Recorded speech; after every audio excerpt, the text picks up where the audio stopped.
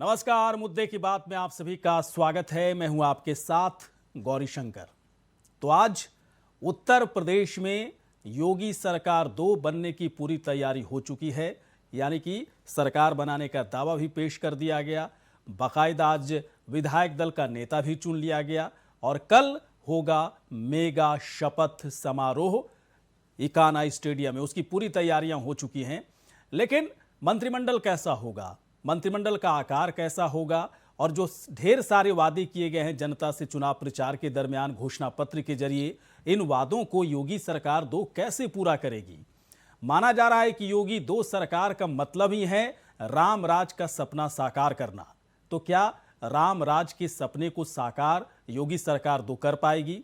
बाकायदा बहुत सारी चुनौतियां हैं, उन चुनौतियों से कैसे निपटेगी योगी सरकार 2? इन्हीं सब मुद्दों पर, इन्हीं सब सवालों का जवाब ढूंढने की कोशिश करेंगे और बड़ी बहस करेंगे। लेकिन पहले एक रिपोर्ट हम आप तक पहुंचाते हैं।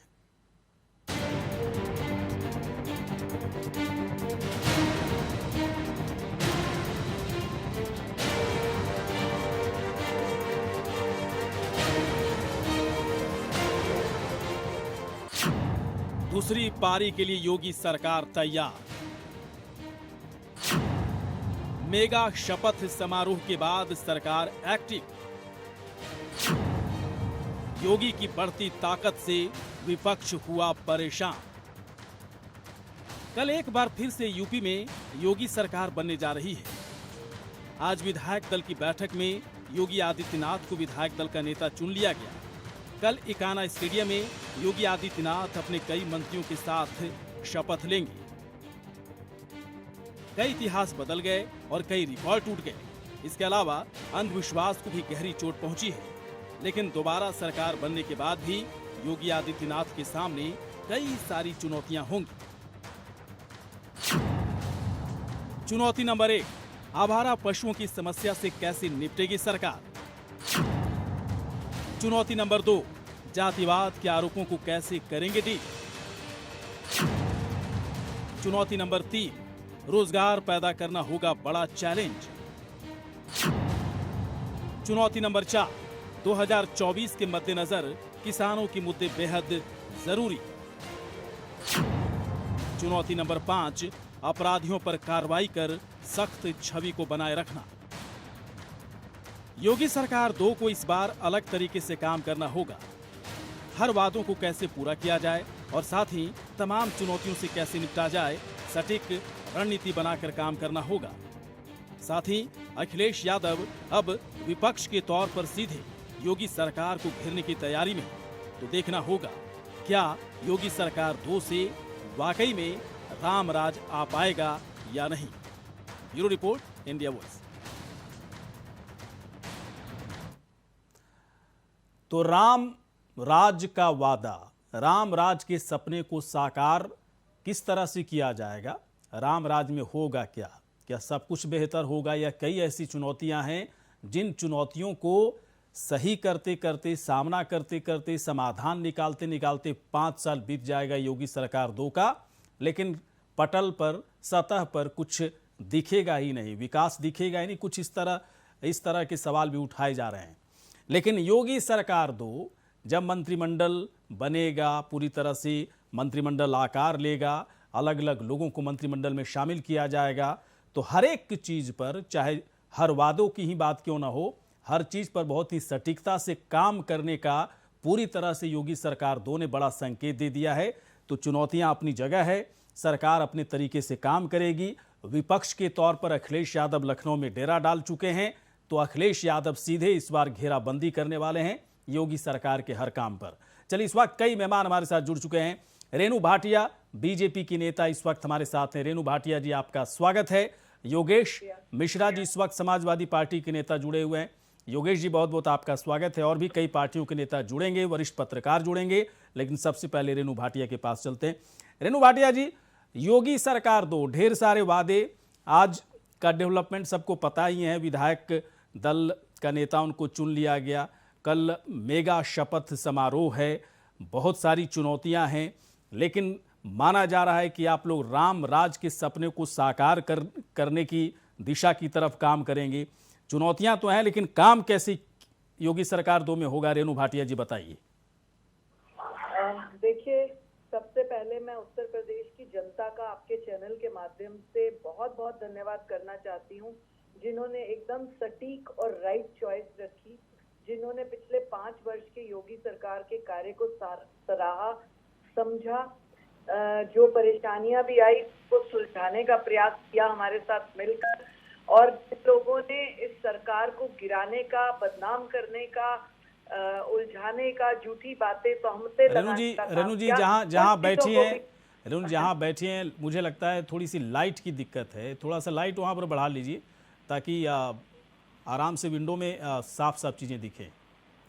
कर लीजिएगा, आप बोलते रहिए लेकिन इसके बाद। जी, तो मुझे ऐसे लगता है कि योगी सरकार को जितना जनता ने सराहा है, उस चीज के लिए मैं वहाँ की जनता का बहुत बहुत धन्यवाद करना चाहती हूँ, क्योंकि एट लास्ट लोगों को एहसास हुआ कि हम लोगों ने जिस व्यक्ति को पहले 5 वर्ष मौका दिया, उसने 5 वर्ष में उत्तर प्रदेश की जो है सीरत और सूरत बदल कर दिखाई।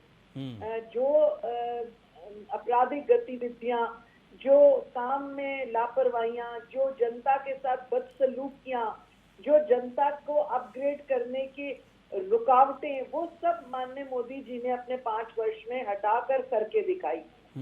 डेफिनेटली इतने वर्षों तक अगर आप किसी ऐसी सरकार को मौका देते हैं जो केवल आपका वोट तो ले लेते हैं, आपको कुछ झूठे वादे करके, परंतु करते नहीं है, इस बात को जनता ने समझा और माननीय मोदी जी को दोबारा मौका देकर जनता ने सरकार तो दोबारा बनाई, परंतु अपना हित और अधिक किया। और पूर्ण विश्वास के साथ आपके चैनल के माध्यम से कहूंगी कि मोदी जी ने उत्तर प्रदेश की काया पलटने का, बदलने का काम किया है। योगी जी अब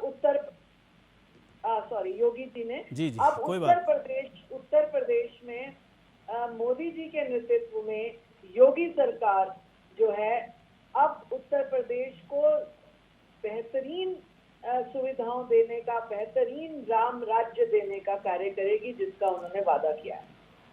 चलिए ठीक है, लेकिन कितना आसान होगा योगी सरकार 2 के लिए? जो बाकायदा आप जिक्र कर रहे हैं, कितना आसान होगा? क्या इतना आसान होगा? क्योंकि इस बार तो विपक्ष के तौर पर समाजवादी पार्टी काफ़ी मजबूत स्थिति में है। अखिलेश यादव ने बड़ा संकेत दे दिया है, लोकसभा से उन्होंने इस्तीफा दे करके अब सीधे लखनऊ में डेरा डाल लिया।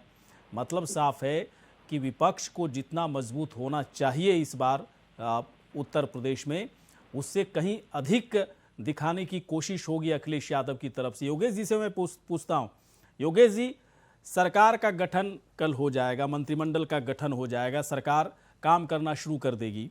विपक्ष भी, लेकिन मैं देख रहा हूँ एक चीज़ को कि जिस तरीके से बीजेपी के अंदर गतिविधियाँ तेज है, ठीक उसी तरह की गतिविधियाँ समाजवादी पार्टी के अंदर भी दिख रही है। अखिलेश यादव बहुत ही एक्टिव हैं, बाकायदा हार जाने के बाद भी हताश नहीं दिखे, परेशान नहीं दिखे, लगातार सरकार के कामकाज पर सवाल उठा रहे हैं। लोकसभा से इस्तीफा भी दे दिया, लखनऊ में रहने का पूरी तरह से इरादा उन्होंने बना लिया है।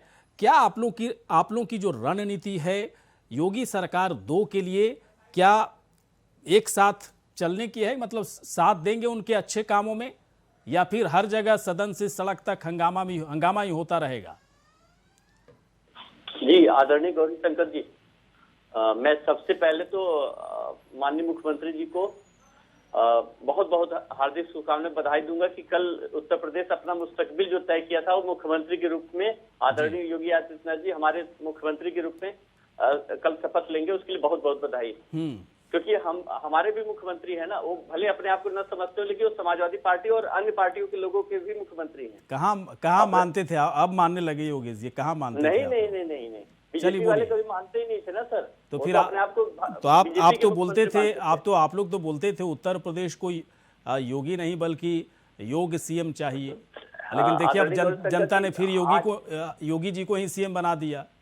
आदरणीय योगी गौरीशंकर जी, आज क्योंकि कल इतना शुभ मुहूर्त है, तो इसमें कोई टीका टिप्पणी करके इस मुहूर्त को खराब मैं नहीं करना चाहता। हाँ बोलिए, अपनी वो- बात रखिए सर, सही बात बोलिए। हाँ, अब हमारी रणनीति की बात आ गई। आपके जो मुद्दे थे ना, उसमें से देखिए हम बिल्कुल साथ देंगे।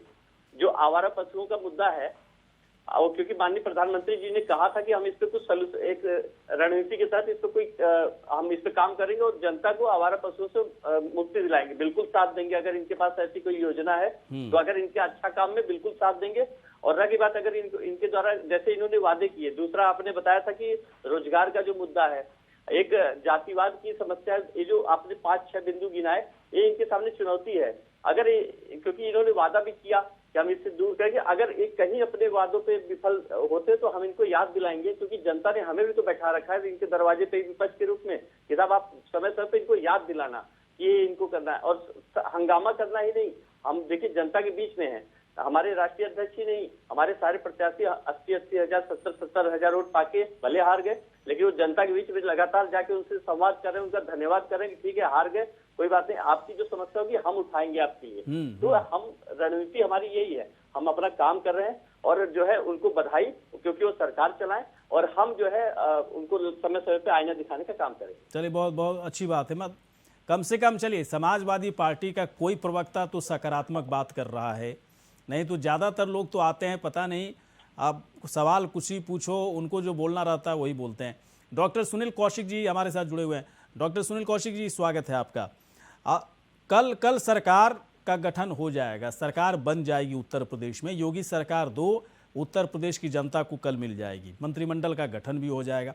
मुझे थोड़ा सा ये बताएं डॉक्टर सुनील, क्या योगी सरकार 2 के पास जितनी चुनौतियां हैं, उन चुनौतियों से वो लगातार जूझती रहेगी, लड़ती रहेगी, सामना करती रहेगी, लेकिन इस बार का मसला थोड़ा डिफरेंट दिख रहा है डॉक्टर सुनील, क्योंकि अखिलेश यादव ने बड़ा संकेत दे दिया, लोकसभा से इस्तीफा दे दिया। अब माना जा रहा है कि लखनऊ में ही रहेंगे, 5 साल तक नाक में दम करने के लिए पूरी रणनीति वो तैयार कर रहे हैं, कैसे योगी सरकार को परेशान किया जाए, सड़क से सदन तक हर जगह। बड़ा मुश्किल होगा इस बार डॉक्टर सुनील, मुझे तो ऐसा लग रहा है। बिल्कुल गौरी शंकर जी, आप सही कह रहे हैं, मैं बिल्कुल सहमत हूँ आपसे, क्योंकि जब लोकतंत्र में विपक्ष मजबूत होता है तो सरकार की तानाशाही नहीं चलती है और तमाम ऐसे निर्णय होते हैं जहां बीच का रास्ता सरकार को निकालना पड़ता है।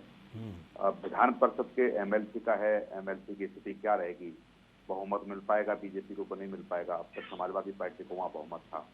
दूसरी चीजें हैं कि जिस तरीके से लोकसभा से इस्तीफा देकर के चैलेंज तो दिया ही है अखिलेश जी ने कि नेता प्रतिपक्ष के रूप में सरकार को चैलेंज करेंगे।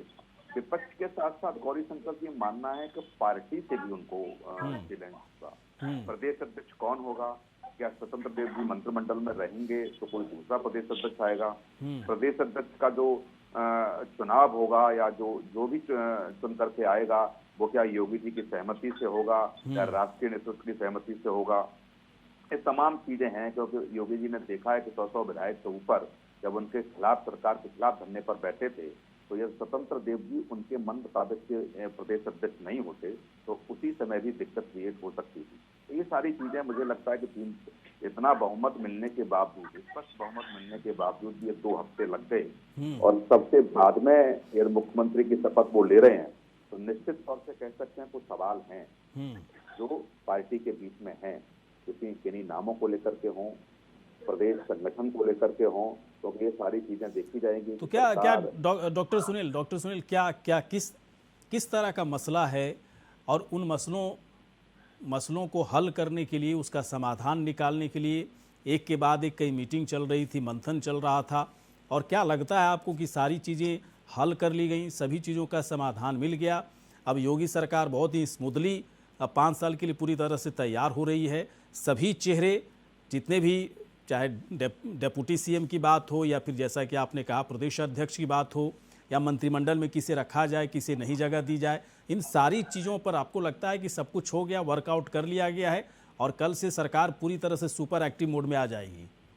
विधायक दल का नेता चुनने के बाद यदि मुख्यमंत्री के चेहरों को पढ़ा जाए तो मुझे लगता है कॉन्फिडेंस है, और यदि इस जब अध्यक्ष चुनने से पहले के देखा जाए तो बॉडी लैंग्वेज बता देती है कि चेहरे पर जो शिकन थी, और कह सकते हैं कि जो अंदर से हाव भाव जो देखे पड़े जा सकते हैं, जहां तक हम कह सकते हैं बॉडी लैंग्वेज की बात करें, तो आज मुझे लगता है कि योगी जी रिलीफ है दिल्ली से लौटने के बाद। तीसरी बार जब दिल्ली बुलाया गया तब कुछ संशय था, और मैं फिर कह रहा हूँ आपके पैनल के माध्यम से कि उत्तराखंड का मुख्यमंत्री हारे हुए प्रत्याशी को बनाने का मतलब है कि राष्ट्रीय नेतृत्व चाहता है कि केवी मौर्य उप मुख्यमंत्री बने।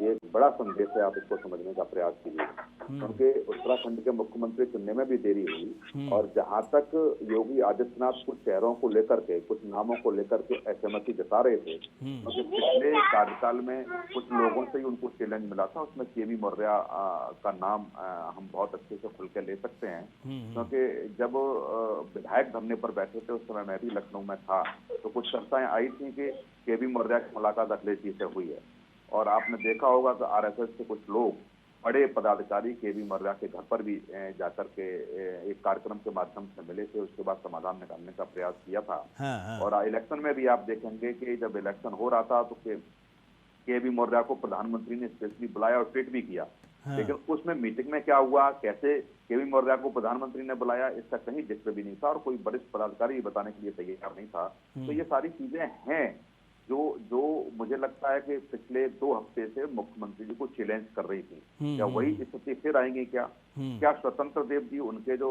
मन मुताबिक कहें कि अध्यक्ष थे, और बड़ा मैंने ट्यूनिंग जो देखी है कि मुख्यमंत्री और प्रदेश अध्यक्ष की बहुत अच्छी थी, क्या वो ट्यूनिंग को तोड़ा जाएगा? क्या नाम की उस चर्चा कर ली है? ये स्वतंत्र देव मंत्रिमंडल में आते हैं तो कौन प्रदेश अध्यक्ष होगा? मतलब पूरा दिनेश शर्मा वो नाम है डॉक्टर जिन्होंने सुनील चुनाव लड़ने से मना कर दिया था गौरी शंकर जी कि मैं चुनाव विधानसभा का नहीं लड़ूंगा। तो जब अखाड़े में जाने से मना कर दिया हो, क्या फिर वो उप मुख्यमंत्री होंगे? ये सारे सवाल थोड़े से हैं, मुझे लगता है कल ही क्लियर हो पाएंगे। चलिए, बिल्कुल, बहुत बहुत बेहतरीन तरीके से आपने ऑब्जर्व किया है चीज़ों को। रेणु भाटिया के पास एक बार फिर से मैं आना चाहूँगा। रेणु भाटिया जी, एक बात बताएं, आप चुनौतियां अपनी जगह पर हैं, दिक्कतें हर सरकार में होती हैं, ऐसी बात नहीं है कि बीजेपी की सरकार में दिक्कत नहीं है, मंत्रिमंडल का गठन हो जाएगा तो कोई नाराज़गी जाहिर नहीं करेगा, बहुत सारी चीज़ें भी देखने को मिलेगी, बहुत ही तय बात है। फिर भी प्रायोरिटी के लेवल पर सरकार के पास अगर पहले 60 दिन की बात कर लें या 30 दिन की बात कर लें तो कौन कौन से ऐसे काम है, क्योंकि बहुत सारे ऐसे वादे आपने किए हैं जो 60 दिन के अंदर पूरे करने हैं, क्या उस पर उन वादों को कर लिया जाएगा? प्रायोरिटी लेवल में कौन कौन से ऐसे काम है जहां पर सरकार को बहुत अधिक फोकस करने की जरूरत पड़ेगी? देखिए, चुनौतियों की अगर आप बात करें तो भारतीय जनता पार्टी के एक छोटे से छोटे सिपाही को भी चुनौतियों की जंग लड़ना आता है। फिर माननीय योगी जी तो एक मजे हुए मजबूत भारतीय जनता पार्टी के सिपाही हैं, जिन्होंने 5 वर्ष निकाले हैं उस उत्तर प्रदेश में जहां केवल मैं अगर एक शब्द का इस्तेमाल करूं कि बर्बादी के अलावा जनता की और कुछ दिख नहीं रहा था। उन्होंने कितने उससे सुलझाया इन 5 वर्षों में और लेवल पर लाने का प्रयास किया। तो ऐसी सरकार के जो मुखिया हैं जिन्होंने 60 दिनों के अंदर अपने कुछ कार्य निकालने का जो वादा लिया है, वो अपने हर कार्य में मजबूती से खरे उतरेंगे, क्योंकि वो जो कहते हैं वो करते हैं। आपने कई चीजें देखी जो नेगेटिव हो रही थी उत्तर प्रदेश में पिछले वर्षों में, उनको उन्होंने कहा तो करके उखाड़ कर फेंक निकाला। ये आप जानते हैं, मुझे अधिक कहने की आवश्यकता नहीं, इशारा ही काफी है। बाकी एक ऐसा व्यक्तित्व जिसको केवल राष्ट्र के लिए काम करना है, देश के लिए काम करना है, वहां की जनता के लिए काम करना है, उनके लिए तो हम सोच भी नहीं सकते कि वो उनका फोकस कुछ और चीजों का होगा। जैसे पिछली सरकारों के मुखियाओं ने परिवारों को आगे बढ़ाने का फोकस रखा, चाहे आप किसी भी सरकार में पिछली बारों की ले लें। तो इसलिए ये ऐसे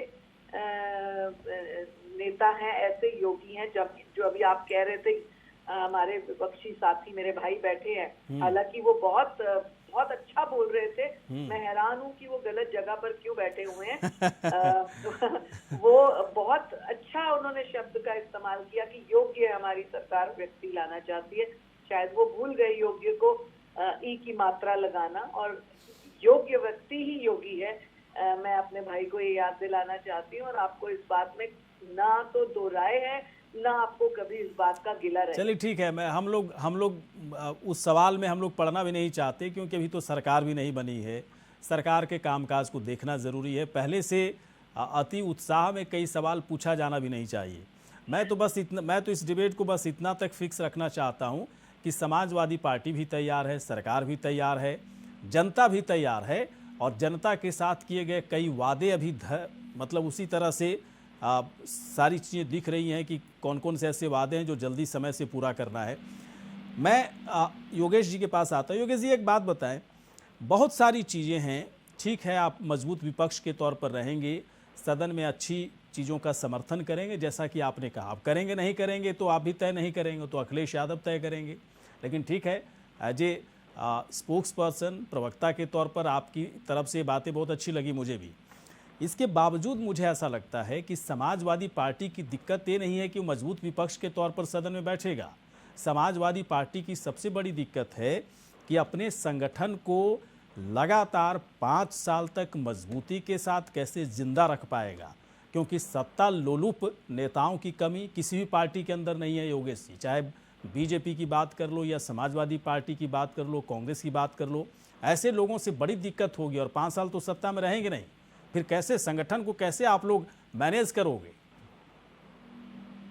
जी, समाजवादी विचारधारा के लोग जो हैं वो वही इस संगठन में आना पसंद करते हैं। और हमारे जो प्रदेश अध्यक्ष जी हो चाहे राष्ट्रीय अध्यक्ष जी हो, और ये स्वामी प्रसाद मौर्य समाजवादी विचारधारा के लगते हैं क्या आपको? जी बिल्कुल लगते थे, लगते तभी हैं। उन्होंने पार्टी ज्वाइन करी थी। अच्छा, जी जी, ठीक है, कोई बात नहीं। जी, पता नहीं एकदम से हर 3 साल 2 साल के बाद उनकी विचारधारा बदल जाती है। जी, कभी राष्ट्रवादी हो जाते हैं तो हमारी बहन की पार्टी में चले जाते हैं। हाँ। तो फिर वो समाजवादी विचारधारा अंदर का समाजवाद जागा, तो फिर वो हमारे सही जगह आ गए। फिर उनको सपने आते हैं कि दलितों के लिए मैं कुछ नहीं किया तो मायावती की पार्टी में, फिर सपना आता है कि देश के लिए कुछ नहीं किया तो बीजेपी की पार्टी में। फिर उनको लगता है कि लोहिया कहीं खो रहे हैं, है ना, लोहिया खो रहे हैं, मुलायम सिंह यादव की इज्जत नहीं हो रही, अखिलेश यादव बड़े संकट में है तो आपकी पार्टी में आ गए। ऐसे नेताओं को आप कहते हो, किस तरह का विचारधारा आप लोग का है समाजवादी विचारधारा? देखिए हमारे साथ जो भी आया उस समय अपने विचारधारा, हम किसी जो हमारी विचारधारा से मेल खाया हमने उसको लिया, ठीक है। और जो हमारे भी कुछ लोग जो राष्ट्रवादी हो गए तो उनको भी तो भारतीय जनता पार्टी की गंगा में डुबकी लगाने का मौका मिला। तो ये सवाल तो उनके लिए भी बनता है थोड़ा सा। रह के बाद जो आपका सवाल था संगठन को जिंदा रखना, इस पे हमारा प्रदेश नेतृत्व और राष्ट्रीय नेतृत्व इस पे काम करेगा। और बराबर हम संगठन की मीटिंग बुला के और इसको जो कुछ लोगों को छटनी करने का, कुछ नए युवाओं चेहरों को मौका देने का काम करेंगे और हम संगठन जिंदा रखेंगे। और ये हम तो लोहिया जी को मानने वाले हैं जो कहते हैं कि जिंदा कौमें 5 साल इंतजार नहीं करती। वो दिखेगा आपको, हमारे संगठन बहुत मजबूत है, चाहे जेल में डाल दें हमको, चाहे हमारे घर पे बुलडोजर चढ़ा दें। क्यों जेल में डालेंगे भाई साहब, क्यों जेल में डालेंगे? अरे बिल्कुल, पिछले 5 साल तो इन्होंने आप दबाव बना के रखिए कि सरकार अच्छे ढंग से काम करे। जो अच्छी सरकार होती है ऐसे ही वाहियात तरीके से काम थोड़ी ही करती, किसी को भी जेल में उठा के डाल दी, ऐसा तो है नहीं। बिल्कुल, मैं पहला लेकिन मैं एक सवाल मैं और पूछना चाह रहा हूँ योगेश जी। पूछना चाहूंगी अपने भाई से। जी पूछिए रेणु जी, पूछिए। मैं केवल अपने इस भाई से ये पूछना चाहूंगी, ये कह रहे थे कि जिंदा रखने के लिए जेलों में डालें, क्या आप किसी को बिना गुनाह के जेल में डालते हैं? बस इतना बता दें। क्या मैं सुन नहीं पाया। आप क्या बिना गुनाह के किसी को बिना गलती के बिना जी बिल्कुल जेल में डालते हैं? योगी जी ने डाला ना, योगी जी ने किया, 5 साल लगातार किया। सुन लीजिए, मैं जवाब देता हूँ, सुनिए जवाब देता हूँ। तो आप लोगों ने अगर हमने किसी मुद्दे पे अपनी आवाज उठाई तो हमारी जगह जेल में। हमने कुछ थोड़ा सा जब ज्यादा प्रोटेस्ट किया तो बुलडोजर घर पे।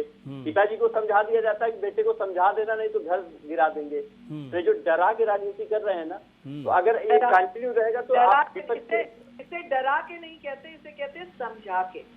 समझाने डरा के अपना नजरिया है। आप जो चश्मा पहनी हो आप उस चश्मे से देखेंगे, हम जो चश्मा पहने हम उस चश्मे से देखेंगे। तो अपना वो है नहीं है तो बुलडोजर चलता है। आप बिल्कुल एक मिनट अच्छा सुनिए, हमने रोजगार मांगा, युवाओं पे लाठी पड़ी, युवा नेताओं को नैनी जेल में शिफ्ट किया गया, क्या गुनाह था उनका?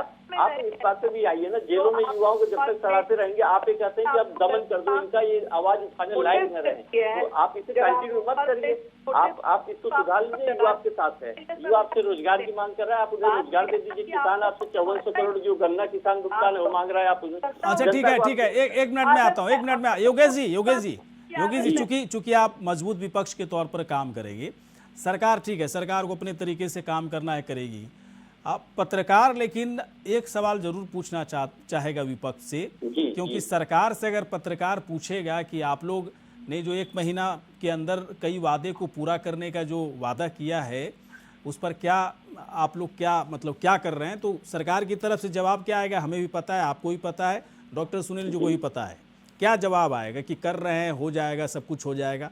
लेकिन अब आपकी जिम्मेदारी है, क्या आप लोग, आपके बड़े नेता इस वक्त बैठ करके इस पर कोई बड़ा काम कर रहे हैं कि 15 दिन के अंदर किसका भुगतान होना है, 20 दिन के अंदर क्या होना है, एक वादा जो 1 महीने के अंदर पूरा करने के लिए कहा गया है, इन सब चीज़ों पर आप लोग पढ़ाई कर रहे हो, कुछ समझ रहे हो, कुछ देख रहे हो, फिर कैसे घेराव करोगे?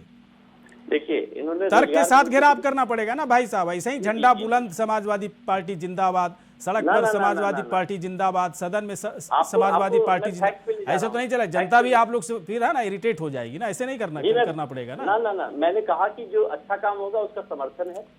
इन्होंने जो 15 दिन की बात है, फैक्ट पे बात कर रहा हूँ, इन्होंने बुजुर्ग महिलाओं को जो है मुफ्त यात्रा का वो किया हुआ है। अच्छा, मैं सबसे बड़ी बात कर रहा हूँ, क्या किया हुआ है आप लोग, इसीलिए तो मैं कह रहा हूँ, हुआ में तो फिर गड़बड़ हो जाएगा भाई साहब।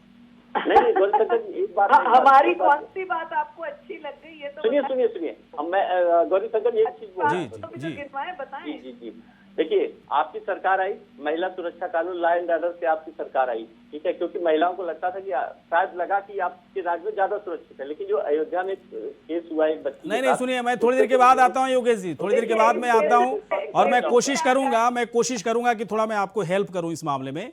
मैं किसी को घेरता नहीं हूँ, मतलब अननेसेसरी तो नहीं घेरता। मैं डॉक्टर सुनील से पूछूंगा, कुछ अपनी तरफ से भी ज्ञान देने की कोशिश करूंगा। देखिए, ये सब मुद्दे हैं जिस पर आप लोग एकदम से एक्टिव हो जाइए, है ना। अभी पूछेंगे डॉक्टर सुनील कौशिक, देखिए कितना बढ़िया से आपको बताएंगे। इसलिए मैं कह रहा हूँ हुआ मत कीजिए, हुआ में तो फिर सब बेकार हो जाएगा भाई साहब। फिर तो सड़क, सदन, समाजवादी पार्टी, लाल टोपी, फिर तो वही है ना बकवास वाली बात हो जाएगी। जनता को कोई फर्क नहीं पड़ेगा, इरिटेट होती रहेगी 5 साल, फिर अगले 5 साल के बाद चुनाव होगा, समाजवादी पार्टी की सीटें और कम हो जाएंगी। ये सब काम मत कीजिए अगर चलिए, मैं कुछ बोल नहीं रहा हूँ, एक छोटे से ब्रेक के बाद हाजिर होते, आते हैं तुरंत आते हैं। चलिए, ब्रेक के बाद स्वागत है। योगी का कल होने वाला है राज तिलक, यानी कि कल सीएम पद की शपथ लेंगे। मेगा समारोह है इकाना स्टेडियम में, शपथ समारोह। देश के बड़े बड़े नेता, महारथी, तमाम उद्योग जगत के बड़े लोग इस समारोह में बुलाए गए हैं, और पूरा देश साक्षी होगा मेगा शपथ समारोह कार्यक्रम का।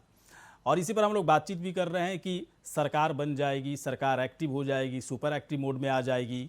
विपक्ष भी काफ़ी इस बार मजबूत है, अखिलेश यादव ने इरादे जता भी दिए हैं। लेकिन विपक्ष को पता है कि कौन कौन से ऐसे मुद्दे हैं जिस पर वादे किए गए गंभीरता के साथ बीजेपी की तरफ से। अगर वो वादे पूरे नहीं अगर बीजेपी करती है तो विपक्ष को सवाल उठाना इस वक्त बहुत ही ज़रूरी हो जाएगा। लेकिन विपक्ष तभी सवाल उठा पाएगा जब विपक्ष के पास पूरा वर्कआउट होगा। चलते हैं, इस वक्त डॉक्टर सुनील कौशिक हमारे साथ हैं। डॉक्टर सुनील कौशिक, एक बात बताएं, विपक्ष कह तो रहा है, ठीक है, अखिलेश यादव ने लोकसभा से इस्तीफा दे दिया, लखनऊ में रहेंगे। योगेश जी भी काफ़ी पॉजिटिव लग रहे हैं कि हम लोग बहुत ही मजबूत विपक्ष के तौर पर काम करेंगे।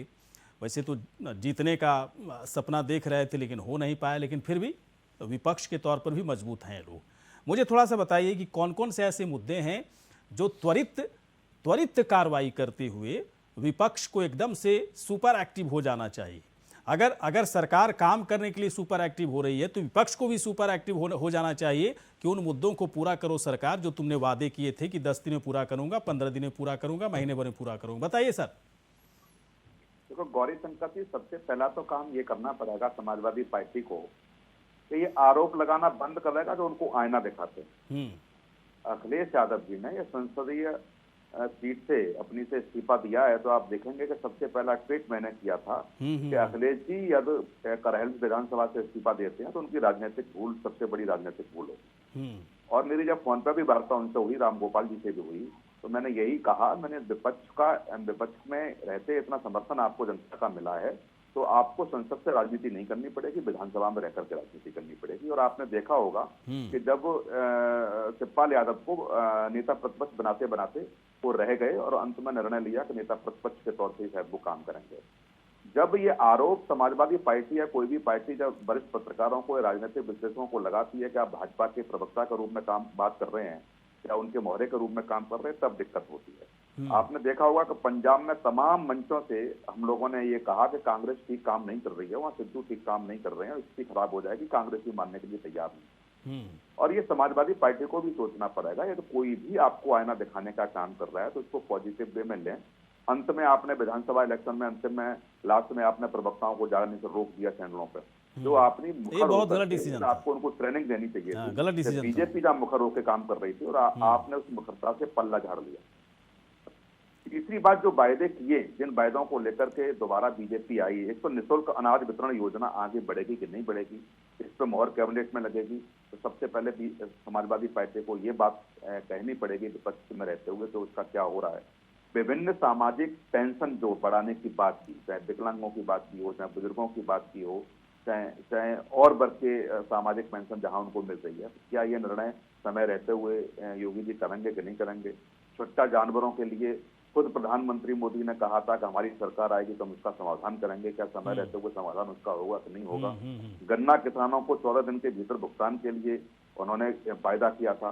तो ये सारी चीजें हैं, मुझे जहां तक लगता है कि ये सब, आवाज आ रही है? जी जी आ रही है। हाँ, तो ये विपक्ष को देखना पड़ेगा, ये नजर रखनी पड़ेगी बिल्कुल इन वायदों के हिसाब से। चलिए, हाँ, बहुत बेहतर तरीके से आपने बताया डॉक्टर सुनील, बहुत बेहतर तरीके से। और मुझे लगता है कि मैं एक सवाल इस पर पूछूंगा योगेश जी से, उससे पहले मैं रेणु भाटिया के पास आता हूँ। रेणु भाटिया, एक बात बताएं, सरकार सुपर एक्टिव मोड में अगर काम करेगी तो आप लोगों की प्रायोरिटी, जो पहले प्रायोरिटी थी, वो तमाम तरह की जो प्राथमिकता थी पहले जो कर रहे थे, चाहे वो कानून व्यवस्था का मसला हो, महिला सुरक्षा का मसला हो, या फिर कोरोना के बाद उपजे हालात में लोगों को मदद पहुंचाने की बात हो, राशन वितरण की बात हो, इन सब मुद्दों पर आप लोग और ज़्यादा फोकस करेंगे, या फिर विपक्ष की तरफ से जो कई मुद्दे उठाए गए, बेरोजगारी का मुद्दा, महंगाई का मुद्दा, किसानों से संबंधित मुद्दा, इन सब मुद्दों को भी साथ लेकर, मतलब एकदम एक साथ लेकर के एक मतलब पूरी तरह से फोकस करेंगे आप? क्या रेणु भाटिया बताइए। देखिए गौरीशंकर जी, जब हम सरकार में आते हैं तो जो जनता हमें चुनती है उस जनता को बहुत उपेक्षा होती है हमसे। वो मतलब उनको एक एहसास रहता है कि हमने जिस सरकार को चुन के भेजा है वो उन सारे वादों को पूरा करेगी जो हमने उनकी बातों में सुना था जब चुनाव से पूर्व। तो योगी सरकार ने इसको इस बात को स्टैम्प करके पिछले 5 वर्षों में दिखाया है। और रही बात कि हम किन किन मुद्दों को प्रायोरिटीज देंगे, माननीय मोदी जी, माननीय योगी जी, दोनों का, चाहे वो देश की बात हो चाहे प्रदेश की बात हो, ये एक निर्णय हमेशा से रहा है कि जनता से संबंधित वो हर कार्य प्रायोरिटी बेस्ड कार्य है जिसमें अंतिम पंक्ति के एक भी व्यक्ति को हमारी सरकार की आवश्यकता है। तो इसमें तो कोई दो राय ही नहीं कि विचार किया जाएगा कि कौन सा काम करना है और कौन सा नहीं करना। वो सभी काम किए जाएंगे प्रायोरिटी बेस पे जिनसे जनता इफेक्टेड है।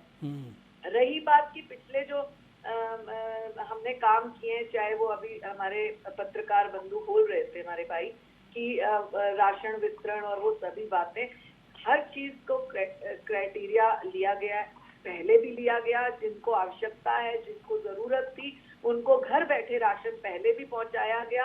आज भी कोई उस कैटेगरी में आता है तो उनको वो, लेकिन ऐसा रेणु भाटिया, मैं रोकना चाहूँगा आपको, लेकिन ऐसा क्यों होता है रेणु भाटिया कि आप लोग जब भी कुछ, चाहे रोजगार के मसले पर जब बड़े दावे आप लोगों की तरफ से किए जाते हैं, आप लोगों ने कहा कि 4.5 लाख नौकरी हम लोग दिए हैं और इतनी नौकरियां किसी भी सरकार के कार्यकाल में नहीं दिया गया। इसके बावजूद, रोजगार पर इतने बड़े दावे के बावजूद, आप मतलब उत्तर प्रदेश में बेरोजगारों की संख्या बहुत ज़्यादा है, रोजगार चाहने वाले लोगों की संख्या लगातार बढ़ रही है, रोजगार सृजन को लेकर तमाम जो दावे किए गए उन दावों पर बहुत कुछ ठोस बातें दिखती नहीं है, कुछ ठोस तस्वीर नहीं दिखी। मुझे सिर्फ मुझे नहीं बल्कि पूरी जनता को इसका जवाब आप लोग को देना होगा या फिर करके दिखाना होगा आप लोग को।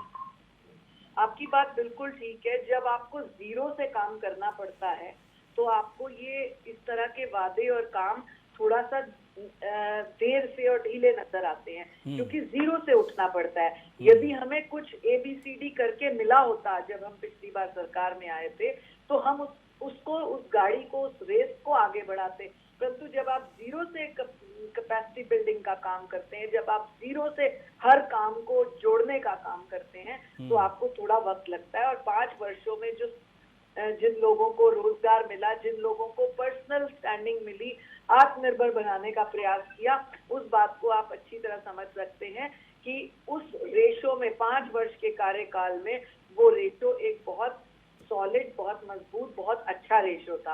आने वाले 5 वर्षों में और कई चीजें कंपनसेट होंगी। चलिए ठीक है, देखिए उम्मीद तो यही किया जाना चाहिए, उम्मीद तो यही किया जाना चाहिए। अभी तो सरकार चूंकि बनी नहीं है, तो सरकार बनी नहीं है तो उम्मीद हर लोग यही उम्मीद करेंगे, चाहे आप किसी पार्टी के नेता हो या आम जनता, हर लोग यही उम्मीद करेंगे कि योगी सरकार बहुत ही बेहतरीन तरीके से काम करे। लेकिन जहां काम नहीं कर पाएगी वहां पर विपक्ष है और बहुत मजबूत विपक्ष बैठा हुआ है।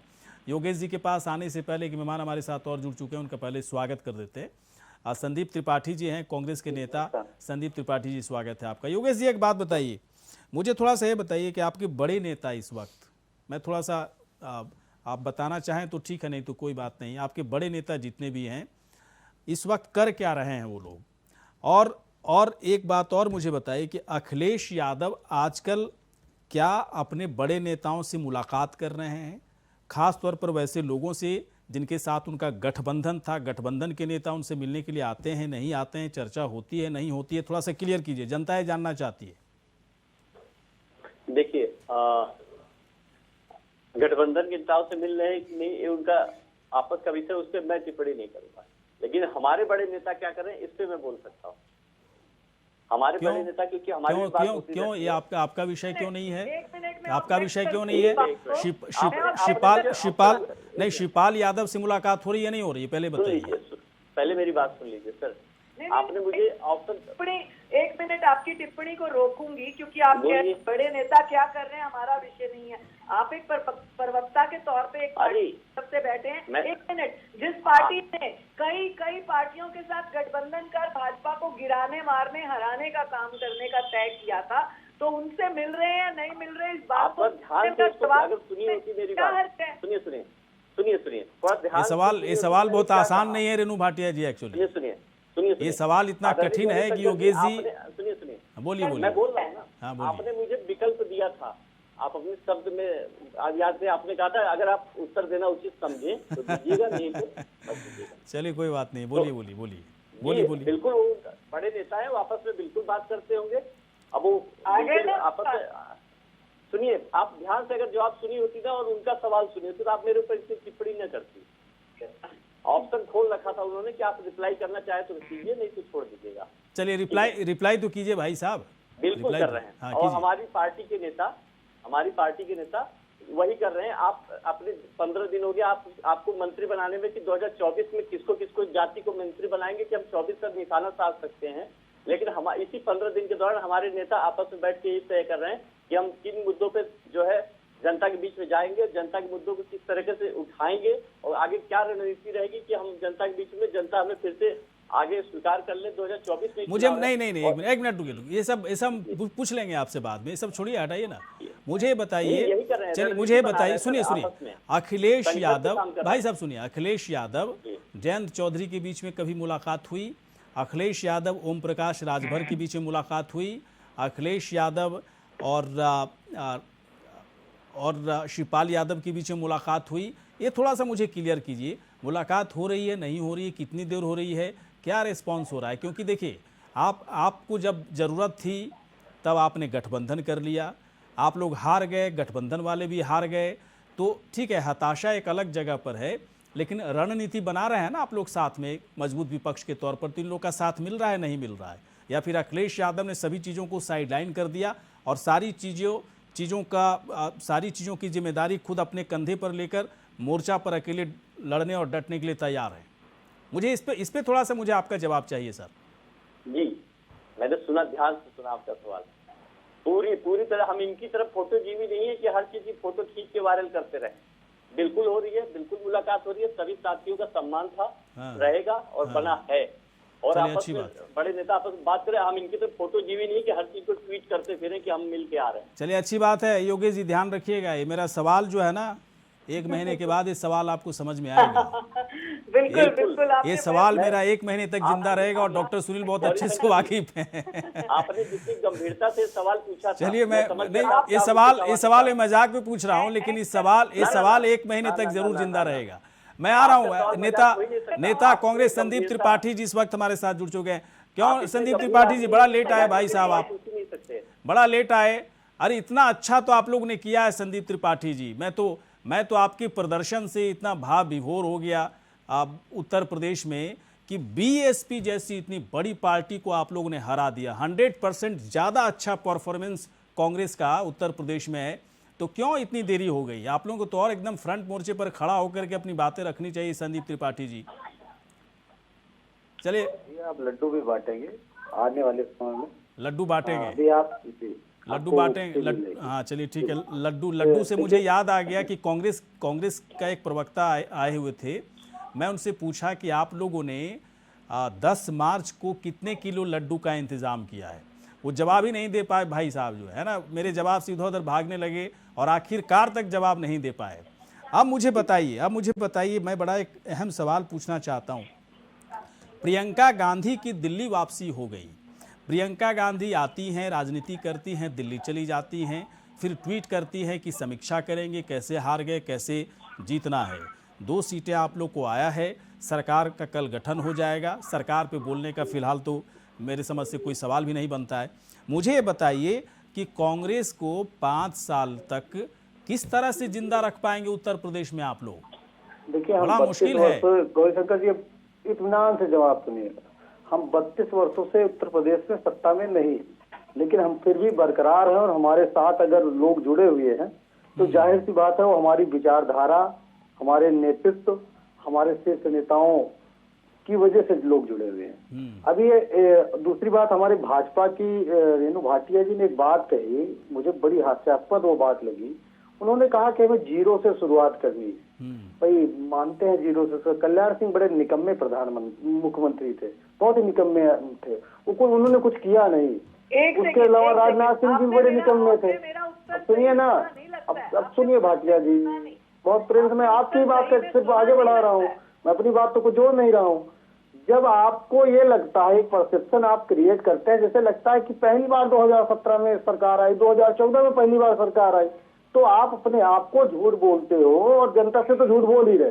आपको ये सब बातें करते हुए शर्म लगनी चाहिए। आपको ये पता होना चाहिए कि उत्तर प्रदेश में जितने बांध बने हैं, किसी ने, अंग्रेजों ने नहीं बनवाया, ना किसी के रिश्तेदार या जो है वो दहेज में मिला था उससे बना है। इसी देश की, इसी प्रदेश के लोगों। भाई साहब, ऐसा क्यों हो रहा है संदीप त्रिपाठी जी? ऐसा क्यों हो रहा है? सुनिए, ऐसा क्यों हो रहा है? आपके बांध पर लोग चल रहे हैं, गाड़ी चला रहे हैं, पैदल चल रहे हैं, मजे भी लूट रहे हैं, और जैसे ही बांध पार कर लेते हैं, पुल पार कर लेते हैं, और जैसे ही पूछा जाता है कि वोट दोगे कांग्रेस को, तो बहुत प्यार से, या कई लोग तो गुस्से में और कई लोग तो गाली दे के निकल जाते हैं कि कैसा बेहुदा सवाल पूछ रहे हो मुझसे आप। क्यों हो रहा है भाई साहब ऐसा? गौरीशंकर जी, वो आपकी विचारधारा हो सकती है। नहीं, मेरी विचारधारा नहीं भाई साहब, मेरी विचारधारा नहीं। ये आप जैसे समझदार नेता को तो पता होना चाहिए कि विचारधारा जनता का है। ये विचारधारा मेरी क्यों अगर जनता आपके काम से पूरी तरह से भरोसेमंद होती ना, तो पुल पार करने के बाद कि कांग्रेस पार्टी ने बनवाया था, पुल और बांध पार करने के बाद आपको ही वोट देती है। मेरी आदत नहीं है कि कानपुर से सीधे नागपुर जाऊं, पहले कानपुर की बात कर लेते फिर नागपुर। इतना वक्त नहीं, आप टेलीविजन डिबेट में बैठे हुए हैं। हाँ, टेलीविजन डिबेट में बैठे हुए हैं तो खटाखट बोलिए, इतना टाइम नहीं रहता है अभी पूरी कहानी सुनने का। बोल रहा हूँ, आप डिटेल कर देते हैं बीच में, कहाँ से कहाँ ले जाते हैं। गौरीशंकर जी, अभी आपने ये बात कही कि आप अपने आप को कैसे जिंदा रखेंगे, तो आपकी जानकारी के लिए बता दूं कि आज भी पूरे भारतवर्ष में हमारे पास 700 विधायक हैं, और आज भी अगर भाजपा के बाद कोई सबसे बड़ी पार्टी है तो वो कांग्रेस है। हम भले आप समझे कि इतने इतने बुरे दौर में अगर हमारे पास 700 विधायक हैं, तो हम अगर जिस दिन थोड़ा सा भी अच्छा करेंगे तो भाजपा कहाँ पे होगी। और जिस प्रकार से भी आपने बात क्यों नहीं कर रहे हैं संदीप दिल्ली त्रिपाठी चली गई। अब सुन लीजिए, दिल्ली वापसी की बात की तो आपकी जानकारी के लिए ये भी मैं बता दूं कि वो राष्ट्रीय महासचिव है, वो उत्तर प्रदेश की प्रभारी थी और आज भी प्रभारी है। और जाहिर सी बात है कि उनको दिल्ली जाना पड़ेगा, दिल्ली मीटिंग करनी पड़ेगी, दिल्ली के प्रति रिस्पॉन्सिबल है। वो दिल्ली से यहाँ पर प्रभारी बन के आई थी, वो प्रदेश अध्यक्ष नहीं है, वो प्रदेश की पदाधिकारी नहीं है। तो फिर उत्तर प्रदेश में आप लोग कोई बड़ा नेता क्यों नहीं निकाल पा रहे?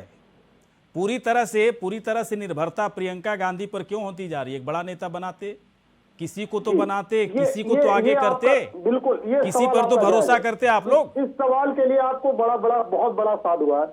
देखिए, एक कांग्रेस, कई बार मैं डिबेट में बोलता हूं कि कांग्रेस एक संक्रमण काल के दौर से गुजर रही है। ये हर पार्टियों को देखना पड़ता है, हर घर को देखना पड़ता है, हर एक जो चले मैं साधुवाद तो खैर क्या दीजिएगा भाई साहब, लेकिन सुनिए, ये सब कमजोरी है, ये सब साधुवाद मेरे को मत दीजिए। इस कमजोरी को ऐसा नहीं है कि कांग्रेस पार्टी नहीं जानती है या संदीप त्रिपाठी को नहीं पता है ये बात। संदीप त्रिपाठी को अच्छे से पता है कि प्रियंका गांधी, राहुल गांधी परिवारवाद के चक्कर में कांग्रेस का बेड़ा गर्क हो रहा है। एक नेता को आगे निकलने नहीं देते हैं लोग, है ना। अगर उत्तर प्रदेश में राजनीति करनी है तो प्रियंका गांधी दौड़ के आएंगी, बिहार में राजनीति करनी है तो प्रियंका राहुल दौड़ करके आएंगे। ये कैसा, ये मजाक कर रहे हो क्या आप लोग कांग्रेस में बैठ करके? एक नेता तो बनाओ, एक नेता तो बनाओ उत्तर प्रदेश में, बिहार में एक नेता तो बनाओ। मैं कहाँ कह रहा हूँ कि प्रियंका गांधी राष्ट्रीय महासचिव है तो दिल्ली नहीं आना चाहिए। करें वो प्रादेशिक राजनीति भी करें, राष्ट्रीय राजनीति भी करें, लेकिन एक नेता तो दें, एक नेता तो दें। बीजेपी ने योगी आदित्यनाथ को दिया, समाजवादी पार्टी अखिलेश यादव को दिया, कांग्रेस पार्टी कहां दे पा रही है? आते हैं डॉक्टर सुनील कौशिक। नहीं है सर, जवाब नहीं है, ये जवाब नहीं दे पाओगे, बड़ा मुश्किल है, जवाब दे ही नहीं सकते हो। आ रहे भाई साहब, आ रहे डॉक्टर सुनील कौशिक, डॉक्टर सुनील कौशिक के पास आ रहे हैं। डॉक्टर सुनील कौशिक जी, एक बात बताएं, उत्तर प्रदेश इतना बड़ा प्रदेश है ना। मैं कह रहा हूं, मैं एक पत्रकार हूं, आप पत्रकार हैं, इतनी समझ में। डॉक्टर सुनील, एक आपका सवाल पूछते हो भाई साहब, डॉक्टर सुनील, समय कम है, डॉक्टर सुनील से एक सवाल है। अभी तक सवाल पूछ लिए, निकल लिए, जवाब तो आपने सुना नहीं। आधे घंटे बाद आओगे तो ऐसे ही होगा, आधे घंटे बाद आओगे तो। एक मिनट भाई साहब, एक मिनट, ऐसे ये जो है ना, इस तरह का अधिकार मत जताओ, ठीक है ना। जितना प्रोफेशनल तरीके से बात करता हूँ, प्रोफेशनल बनने की कोशिश करो, है ना। गांव देहात का ही डिबेट चौपाल वाला नहीं हो रहा है, ठीक है। जितना पूछ रहा हूं उतना जवाब दीजिए, बाकी समय खत्म हो गया, मैं आऊंगा दोबारा आपके पास, आऊंगा गांव देहात को गाली देंगे, ये नहीं चलेगा। एक मिनट भाई साहब, क्यों अब वाहियात इधर उधर क्यों जा रहे हैं? ये चौपाल नहीं है ना भाई साहब, ये चौपाल नहीं है, ये टेलीविजन डिबेट है, ये टेलीविजन डिबेट है। आप पढ़े लिखे हो तो इधर उधर की बातें मत करो, पढ़े लिखे हो ना। ये टेलीविजन डिबेट चल रहा है, कोई मजाक में। गाँव देहात में ही गाँव का रहने वाला हूँ, ठीक है। इधर उधर की, है ना। गमछा, एक मिनट, गमछा लगा लेने से ना, गमछा लगा लेने से भाई साहब, सुनो ऐसा है ना, गमछा लगा लेने से बहुत बड़ा देहाती अपने को मत बताओ, ठीक है। मैं एक नंबर का मैं देहाती हूँ, है ना। तो ये सब फालतू का ज्ञान मेरे को मत दिया करो, और चुप रहो, अभी चुप रहो आप, ठीक है, ठीक, अभी चुप रहो। मैं पूछ रहा हूँ डॉक्टर सुनील से पूछ रहा हूँ, तो चुप रहो आप। एक गमछा लगा के ना, देहाती वाला जो है ना चीजें मेरे सामने पेश मत करो, मैं आपसे ज्यादा देहाती हूँ, ध्यान रखिएगा। डॉक्टर सुनील कौशिक के पास आ रहे हैं। डॉक्टर सुनील कौशिक के बात बताइए, उत्तर प्रदेश इतना बड़ा स्टेट है, इतना बड़ा राज्य है, उत्तर प्रदेश में बीजेपी की तरफ से दिया गया ना, योगी आदित्यनाथ, समाजवादी पार्टी की तरफ से दिया गया ना। समाजवादी पार्टी बड़ी पार्टी है उत्तर प्रदेश में, तो ठीक ठाक है उसका। अखिलेश यादव को दिया गया ना कि अखिलेश यादव देखेंगे। हालांकि अखिलेश यादव भी वही गलती कर रहे हैं जो कांग्रेस पार्टी कर रही है। अखिलेश यादव के बाद भी कोई नहीं है ना। समाजवादी पार्टी का कोई नेता खुलकर नहीं कह पाता कि उसके बाद कौन। यही हाल रहा कांग्रेस पार्टी का कि प्रियंका गांधी दौड़ के आती है, राहुल गांधी दौड़ के आते हैं, लेकिन उत्तर प्रदेश में क्या कांग्रेस का कोई नेता है जिस पर भरोसा किया जा सके, जनता जिससे कनेक्टेड हो सके? जरा बताइए सर, कितना दिक्कत है, इसीलिए तो ये लोग हार रहे हैं। नहीं, गौरी शंकर जी, ऐसा नहीं है कि उत्तर प्रदेश में नेता नहीं है, बहुत सारे नेता हैं। हाँ। और इस देश की बात की जाए तो कांग्रेस के पास बहुत सारे नेता हैं जिनको बड़ा अनुभव है, राजनीति का भी और सत्ता चलाने का भी। लेकिन जो आपका जो सवाल था, मैं उससे बिल्कुल सहमत हूँ। क्या वो सारा चीजें गांधी परिवार से निकल पाएंगी कि नहीं निकल पाएंगी? ये गांधी परिवार को समझना पड़ेगा बड़ा ईमानदारी से कि जो आपके परिवार की महत्ता इस देश के लिए है हमेशा है, थी और रहेगी।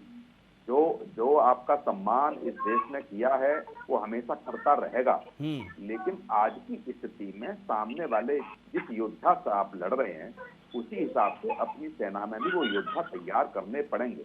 कारगिल का युद्ध जिन हथियारों के बल पर जीता था, आज हम चाइना और पाकिस्तान से युद्ध लड़ेंगे तो कारगिल वाले जो हथियार थे उनको हम यूज नहीं कर सकते। सही बात है, सही आपको बात। उसी हिसाब से तैयार करना पड़ेगा अपने आप को। और आप देखिए 2004 से लेकर के 2014 तक प्रधानमंत्री आपके परिवार से नहीं रहा, लेकिन आपके परिवार की महत्ता कभी कम नहीं रही। ये चीजें जो मन में घर कर गई हैं बातें, चाहे सोनिया गांधी जी हो, चाहे राहुल प्रियंका गांधी जी हो, उनके मन से ये निकालनी पड़ेगी कि जो आपकी महत्ता है वो हमेशा बनी रहेगी, लेकिन जो आपके पार्टी में बड़े होनहार जो लोग हैं उनको सामने लेकर के आइए। आगे कीजिए, संदीप त्रिपाठी को आगे कीजिए, संदीप त्रिपाठी को आगे कीजिए, आशीष माफ कीजिए, योगेश जी को आगे कीजिए। हजारों लोग हैं, है ना, क्यों नहीं, मतलब हजारों इन लोग हैं, पार्टियों में ऐसा क्या नहीं है। दिक्कत है। मैं बीजेपी का फेवर नहीं कर रहा हूं कि रेणु भाटिया का नाम क्यों नहीं लिया आप, क्योंकि बीजेपी इस पर अच्छा काम कर रही है। बीजेपी आप देखिए ना, हर प्रदेश में आप देखिए उनका एक नेता तैयार रहता है, उनका एक नेता तैयार रहता है कि कौन होगा। तो उनकी पार्टी ने उनको पुरस्कार दिया है, ऐसा थोड़ी है। जब आप मेहनत करते हैं तो बिल्कुल पार्टी सोचती है, ईमानदारी से सोचती है। कम से कम मुझे ऐसा लगता नहीं है डॉक्टर सुनील, कम से कम मुझे ऐसा लगता है कि उत्तर प्रदेश में हर पार्टियों का एक नेता तो होना चाहिए। उत्तर प्रदेश से देश की राजनीति की लकीरें खींची जाती हैं, तो वहां पर एक नेता, एक ऐसा नेता जो आपके शीर्ष नेतृत्व से सीधे उसका तालमेल हो, है ना, उसका वैल्यू हो, जैसे योगी आदित्यनाथ का है। एक सवाल मैं आपके माध्यम से और जानना चाहता हूँ। ये बताइए, मोदी जी कहाँ से हैं, अमित शाह कहाँ से हैं, सुनील बंसल पूरे उत्तर प्रदेश को चला रहे हो, कहाँ से हैं? तो आप कहाँ से बात कर रहे हैं उत्तर प्रदेश की? आपको कहाँ से पता चला कि वही चला रहे हैं सरकार? भाजपा ने खत्म करने का प्रयास किया है। आपको कहाँ से पता चला कि आपको कहाँ से पता चल रहा है कि उत्तर प्रदेश को पीएम मोदी चला रहे हैं? उत्तर प्रदेश को पीएम मोदी चला रहे हैं, तो ये तो बेकार की बात है ना संदीप त्रिपाठी जी, ये तो बेकार की बात है। वैसे तो राजस्थान और छत्तीसगढ़ को सोनिया गांधी चला रही है, मैं तो ये सवाल ही नहीं पूछ रहा हूँ। कौन सा बचा आप बताइए। अच्छा त्रिपाठी जी, कौन सा ब्राह्मण नेता है आपका उत्तर प्रदेश में बीजेपी का? कल्याण मिश्रा कहाँ है? कहाँ है कल्याण मिश्रा? कितना चाहिए कल्याण मिश्रा को? जीवन भर देगी बीजेपी क्या पार्टी? राष्ट्रपति बना देगा कल्याण मिश्रा को? और कल्याण मिश्रा ने ब्राह्मणों के लिए क्या किया? नहीं, कल्याण मिश्रा ने ब्राह्मणों के लिए क्या किया तो ब्राह्मण उसको नेता मानेंगे? दिनेश शर्मा को मुख्यमंत्री बना दिया, दिनेश शर्मा ने क्या किया ब्राह्मणों के लिए? आप कैसी बात कर रहे हैं? आप उनको केवल त्रिपाठी या मिश्रा लगने से त्रिपाठी जी वो ब्राह्मण नेता नहीं हो सकते। जिस वर्ग का आपको नेतृत्व करना है उस वर्ग के लिए आपको सोचना पड़ेगा, लड़ाई लड़नी पड़ेगी। और मैं तो कहता हूँ वर्ग नहीं, वर्ग मत सोचिए। चलिए समय खत्म हो रहा है सर। सीनियर जर्नलिस्ट के रूप में आधा मिनट, ये मत कहिए कि अमित शाह कहाँ से हैं और वो कहाँ से हैं। बिल्कुल सही कह रहे हैं आप, लेकिन आपको स्वतंत्र देव जी को भी देखना पड़ेगा कहाँ से हैं। आप केवल संगठन महामंत्री की बात कर रहे हो। BL संतोष साहब कहाँ के हैं ये भी देखना पड़ेगा। रामलाल जी ये भी संगठन महामंत्री थे, वो कहाँ से थे? वो यूपी से थे। तो ये मत कहिए कि कहाँ से हैं। हाँ। मैं तो केवल अपने संगठन को देखना है और जो कोई आईना दिखाने कमी है थोड़ा। संदीप त्रिपाठी जी आप एक्सेप्ट कीजिए इस चीज को, एक्सेप्ट करने में कोई दिक्कत नहीं है। दो सीट अगर आ रही है ना संदीप त्रिपाठी जी, तो बहुत ज्यादा बोलने के लिए आपके पास दरअसल विकल्प बहुत कम है, काम करने का विकल्प ज्यादा, उस पर काम कीजिए। मैं तो यही कह सकता हूँ, इसके अलावा क्या कहूँगा। आम जनता की हैसियत से भी, पत्रकार की हैसियत से भी हर लोगों को ही बोलता हूँ। मैं किसी पार्टी से रिलेटेड तो हूँ नहीं। संदीप त्रिपाठी जी की पार्टी अच्छा करे, योगेश जी की पार्टी अच्छा करे, रेणु भाटिया जी की पार्टी अच्छा कर ही रही है। जनता का भला हो, बस हम पत्रकारों का बस इतना ही सरोकार रहता है। आप सभी यहाँ पर आए, बहुत बहुत शुक्रिया, धन्यवाद। इसी के साथ खास कार्यक्रम इतना ही, नमस्कार।